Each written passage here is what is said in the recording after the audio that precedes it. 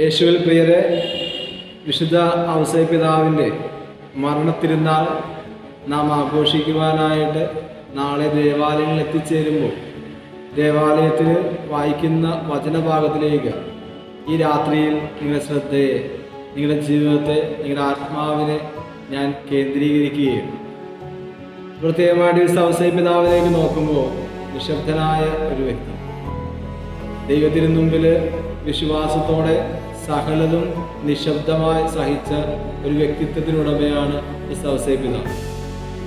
വിശുദ്ധ ഔസേപ്പിതാവിനെ പലതരത്തിലും മധ്യസ്ഥനായിട്ട് സഭ പറയുന്നുണ്ട്. നന്മരണങ്ങളുടെ മധ്യസ്ഥൻ, അതേപോലെ തന്നെ കന്യാവ്രതക്കാരുടെ മധ്യസ്ഥൻ, കുടുംബത്തിൻ്റെ സംരക്ഷകൻ, തിരുസഭയുടെ സംരക്ഷകൻ, അങ്ങനെ ഒട്ടേറെ ഔസേപ്പിതാവിൻ്റെ സംരക്ഷണം, തൊഴിലാളികളുടെ മധ്യസ്ഥൻ, ഇങ്ങനെയൊക്കെ ഔസേപ്പിതാവ് അറിയപ്പെടുന്നു. സഹോദരങ്ങളെ, ഒരു നീതിമാന്റെ ജീവിതം, അവൻ്റെ വിശ്വാസം ദൈവകരങ്ങളിലാണ്. കർത്താവിനെ പ്രതിയാണ്, അസ്തിത്വം തന്നവനെ പ്രതിയാണ്, മരിച്ചവരുടെയൊക്കെ ദൈവത്തെ പ്രതിയാണ്, മരിച്ചവരെയൊക്കെ ഉദ്ധാനിപ്പിക്കുവാനായിട്ട്, ഉയർപ്പിക്കുവാനായിട്ട് കഴിയുന്നവനെ പ്രതിയാണ് അവൻ്റെ വിശ്വാസം എന്ന് പറയുന്നത്. അതുകൊണ്ട് തന്നെ അവൻ്റെ വിശ്വാസം നീതീകരിക്കപ്പെടുകയാണ്. ഔസേപ്പിതാവിലേക്ക് നോക്കുമ്പോൾ വളരെയധികം നീതീകരിക്കപ്പെട്ട ഒരു വ്യക്തിത്വത്തെ നമുക്ക് കാണാൻ സാധിക്കും. അബ്രഹാത്തിനുണ്ടായിരുന്ന, അതേപോലെ സാറായിലുണ്ടായിരുന്ന അതേ ഗുണഗണങ്ങൾ ഔസേപ്പിതാവിനും പരിശുദ്ധ കന്യകാമറിയത്തിനും നമുക്ക് കാണുവാനായിട്ട് സാധിക്കും. ഒന്നും തന്നെ ലഭിക്കാതിരിക്കുന്ന, ഒന്നും തന്നെ പ്രതീക്ഷിക്കുവാൻ വകയില്ലാത്ത സമയത്ത് പോലും ദൈവത്തിൽ ആശ്രയിക്കുന്ന നീതിമാന്റെ വിശ്വാസം, അതവന് നീതിയായിട്ട് പരിഗണിക്കപ്പെടുകയാണ്. ഔസേപ്പിതാവിൻ്റെ അടുത്ത് മാലാഖമാര് തൻ്റെ സ്വപ്നത്തിൽ പ്രത്യക്ഷപ്പെട്ട് ഔസേപ്പിതാവിനോട് ദൈവത്തിൻ്റെ ഹിതം പറയുമ്പോഴേക്കും ആ പുത്രൻ ഇപ്രകാരമാണ്, പരിശുദ്ധാത്മാവിലാണ് പരിശുദ്ധ കന്യകാമറിയം ഗർഭം ധരിച്ചിരിക്കുന്നതെന്ന് സ്വപ്നത്തിലൂടെ ഔസേപ്പിതാവിന് ലഭിക്കുന്ന ആ വളരെ വലിയ വെളിപാട് ഔസേപ്പിതാവ് തൻ്റെ ജീവിതത്തിൽ പ്രാവർത്തികമാക്കുകയാണ്. പ്രിയമുള്ളവരെ, ദൈവം തൻ്റെ ജനത്തെ എപ്പോഴും സംരക്ഷിക്കുക തന്നെയാണ്. ഇന്നും ഔസേപ്പിതാവിൻ്റെ മാധ്യസ്ഥം നമുക്ക് അപേക്ഷിക്കാം. എല്ലാ കുടുംബങ്ങളെയും ഔസേപ്പിതാവിൻ്റെ മാധ്യസ്ഥം ചേർത്ത് വെച്ച് പ്രാർത്ഥിക്കുന്നു. എല്ലാ കന്യാവ്രതക്കാർക്കും വേണ്ടി പ്രാർത്ഥിക്കുന്നു. എല്ലാ തൊഴിലുകളെയും ചേർത്ത് വെച്ച് പ്രാർത്ഥിക്കുന്നു. ദൈവം നമ്മളെല്ലാവരെയും സമൃദ്ധമായി അനുഗ്രഹിക്കട്ടെ. നമ്മുടെ വിശ്വാസമാണ് അതിൻ്റെ ഫലത്തിലേക്ക് നമുക്ക് കൊണ്ടുവരാൻ സാധിക്കുന്നത്.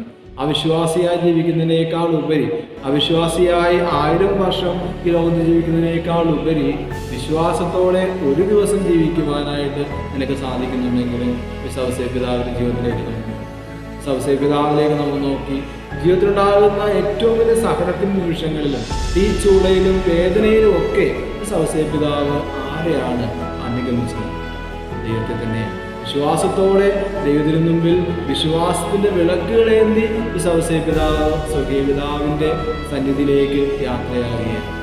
ഔസേപ്പിതാവിൻ്റെ മരണത്തിനാൾ ആഘോഷിക്കുമ്പോഴേക്കും, വളരെ ആചരിക്കുമ്പോഴേക്കും ദുഃഖമാണ് നമുക്ക്. ഈ ഒരു കാലഘട്ടത്തിൽ, നോയമ്പിൻ്റെ കാലഘട്ടമാണ്.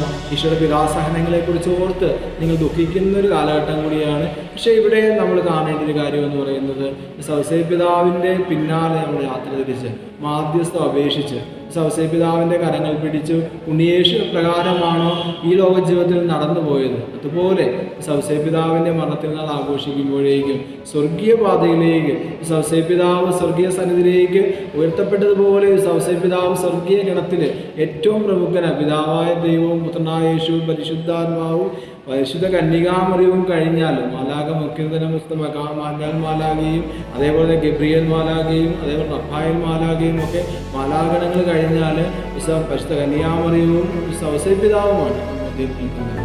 അവരുടെ കൂടെ അവരുടെ കരങ്ങൾ പിടിച്ച് നടന്നുപോയ അനേകം വിശുദ്ധരുണ്ട്.